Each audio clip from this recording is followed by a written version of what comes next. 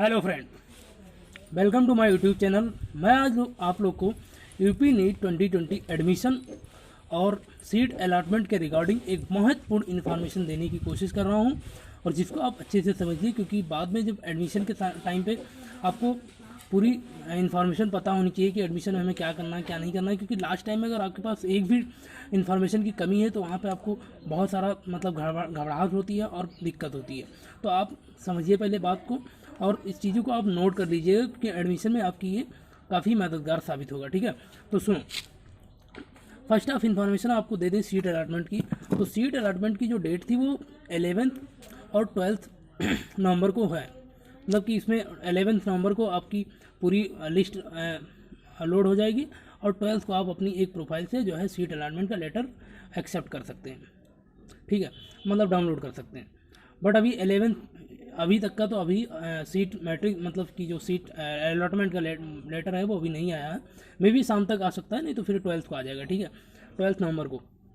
और एडमिशन आपका 12th 13 और 17 और 18 नवंबर को होना है। ठीक है, अब देखो, तुम 12th या 13 में ले सकते हो एडमिशन, या 17 या 18 नवंबर में ले सकते हो। ठीक है, सबसे इम्पॉर्टेंट बात यह है कि एडमिशन में आपको क्या क्या रिक्वायरमेंट हो सकती है। तो बच्चे, एक बहुत इंपॉर्टेंट बात है कि एडमिशन में आप जितने चीज़ें नोडल सेंटर पे लेके गए थे उन सभी चीज़ों को आपको एडमिशन के जो सब चीज़ें आप नोडल सेंटर पे एडमिशन के थ्रू लेके गए थे वो सब चीज़ें आपको लेकर जाना पड़ेगा। पहली बात, सॉरी, मतलब कि एडमिशन के लिए आपको वो सब लेके जाना पड़ेगा। मतलब कि जितना डॉक्यूमेंट आप नोडल सेंटर पे लेके गए थे वो सब ओरिजिनल आपको एडमिशन में लेके जाना पड़ेगा। ठीक है ना। और उसके बाद में आपको जो डीडी आपने नोडल सेंटर पर जमा की है वो एडमिशन के फ़ीस में इंक्लूड नहीं होगा, दूसरी बात। और तीसरी बात यह है कि आप ये समझिए कि एडमिशन अगर आप मतलब कि प्राइवेट कॉलेज लेते हैं तब तो आपको यहाँ पे जो नोडल सेंटर, मतलब कि अलग अलग कॉलेज का नोडल सेंटर बनाया गया। नहीं, जो पुराना नोडल सेंटर डॉक्यूमेंट वेरिफिकेशन वाला था वो अलग था। एडमिशन की रिगार्डिंग अलग अलग कॉलेज का नोडल सेंटर है, वो वेबसाइट पे दिया गया है।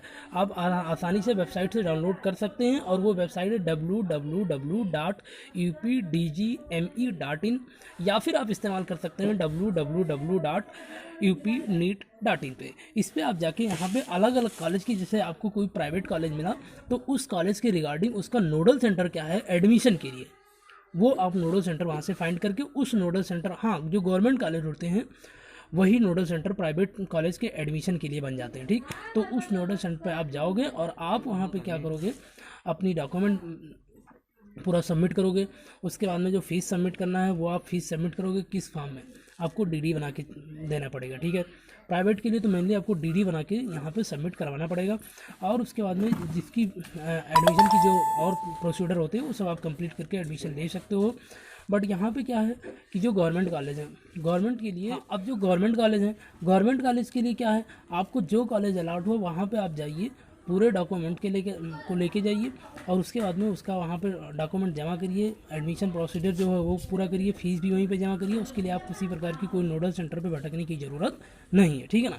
अब एक प्रॉब्लम ये आ जाती है कि अगर कोई बच्चा फर्स्ट राउंड में सीट अलाट हुआ उसको नहीं लेता है तो क्या होगा। अगर वो पहले फर्स्ट राउंड में अगर सीट अलाट हो गया और नहीं लेता है, स्टेट वाली सीट, ऑल इंडिया वाली नहीं, स्टेट वाली, तो उसकी जो 30,000 की डीडी बनवाया है वो जब्त हो जाएगी। अगर वो प्राइवेट से एमबीबीएस कर रहा है तो 2 लाख की डीडी होगी, और बीडीएस करना चाहता है तो वो 1 लाख की डीडी है, वो पूरी तरीके से जब्त हो जाएगी। लेकिन अगर वो फर्स्ट राउंड में अलॉट हुई, उसको कॉलेज ले लेता है, लेकिन वो फिर रिसफल या अपग्रेड करना चाहता है तो वो सेकेंड राउंड में पार्टिसिपेट कर सकता है, और वो रिसफल करके दूसरा कॉलेज मिल सकता है, और वहाँ पर वो जाके रिलीविंग लेटर को जमा करके अपना वो आगे का प्रोसीजर नेक्स्ट कॉलेज में करेगा। लेकिन अगर उसे फिर वही कॉलेज मिल जाता है, मैं तो आपको यही मेरा ओपिनियन यही है कि देखो, जिस कॉलेज में आप फर्स्ट राउंड में पा गए हो उसको सेकंड राउंड में चॉइस में ही मत रखो, उससे अच्छे अच्छे कॉलेज रखो, उससे नीचे वाले भी मत रखो।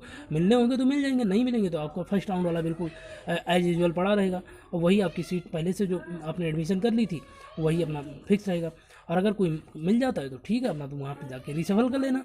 ठीक है, और तीसरी बात यह है कि अगर आपको ऑल इंडिया के थ्रू कॉलेज अलॉट हो गया है, जो कि इसकी 6 नवंबर को इसका रिजल्ट आ गया था, मतलब अलॉटमेंट लेटर मिल गया था आपको 7 को, और आप जाके उसमें एडमिशन ले लिए, बट आप सोचते हैं कि नहीं, स्टेट में मुझे अच्छा कॉलेज मिला है तो क्या करें, तो फिर आप ऑल इंडिया से जो कॉलेज मिला था उस कॉलेज में जाइए, और उस कॉलेज से आप यहाँ पे अनापत्ति प्रमाण पत्र ऐसा कुछ होता है, वहाँ से आप लीजिए और उसके बाद में आप वहाँ से पूरे डॉक्यूमेंट के लीजिए और वहाँ से जो फीस है ये सब पूरा लेके और 10 रुपये की स्टाम्प में आपको ये भी लिखवाना पड़ेगा कि हमने यहाँ से पूरे डॉक्यूमेंट को ले लिया और आप जाके स्टेट में अपनी फीस से नए तरीके से एडमिशन ले सकते हैं। ठीक है, और एडमिशन कराइए, एडमिशन में किसी प्रकार की कोई दिक्कत ना रखें, एडमिशन आपको मैं प्रोवाइड करता रहूँगा करें, और हो सके तो सब्सक्राइब करें। और हाँ, सब्सक्राइब करने के बाद में उसके बगल में छोटी सी घंटी होती है, वो घंटी बजाना ना भूलें, क्योंकि घंटी अगर आप बजाएंगे तो मैं जितने भी वीडियो प्रोवाइड करूँगा वो आपको इमीडिएटली पहुंचेगा, जिससे कि आप